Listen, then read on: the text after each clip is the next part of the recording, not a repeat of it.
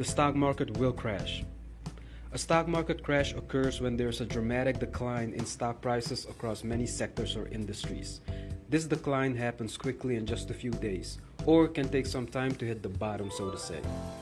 This drop is so significant that the stock markets end up closing early those days in order to prevent the stock prices from declining even further.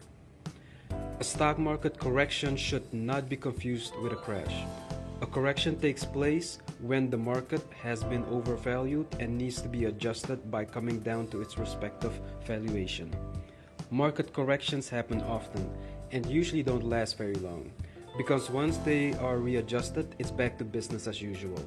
A crash, however, is when all hell breaks loose and the sky is falling. You'll hear newscasters preaching the end of the world, and you'll see politicians blame one another's policies that led to the crash.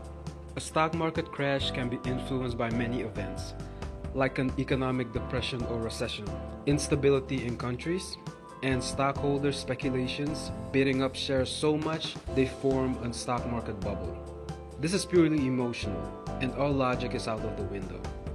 The bubble always ends up bursting and shareholders start selling in panic. Now, before I talk about the 4 things you need to do during a stock market crash, I need to reiterate that I'm not a financial expert.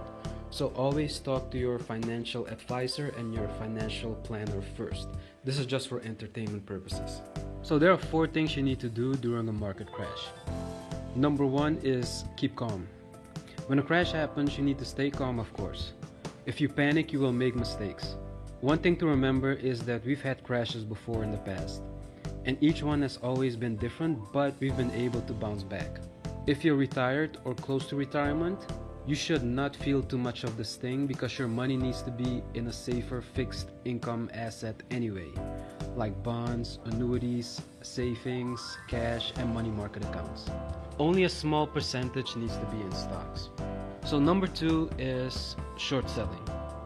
If you are a short-term investor, then this is the right time to start short selling, which is the act of borrowing shares, selling them at the higher market price, then buying them back at a lower market price, and finally returning those borrowed shares.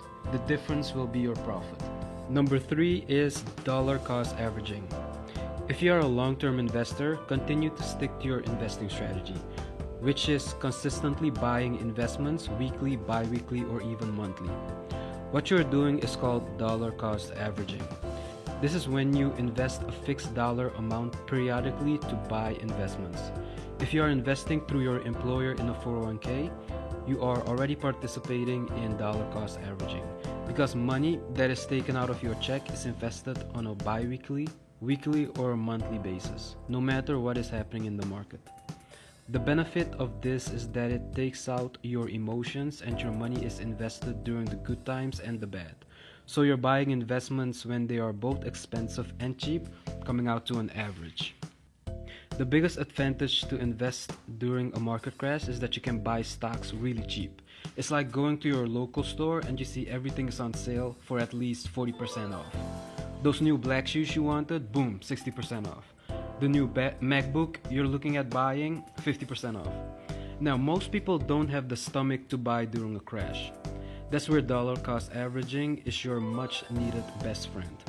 Allowing you to buy equities while they are cheap also boosts your compound interest, which is the interest you've earned on your original investment amount, like in this case dividends, plus the previous interest already received.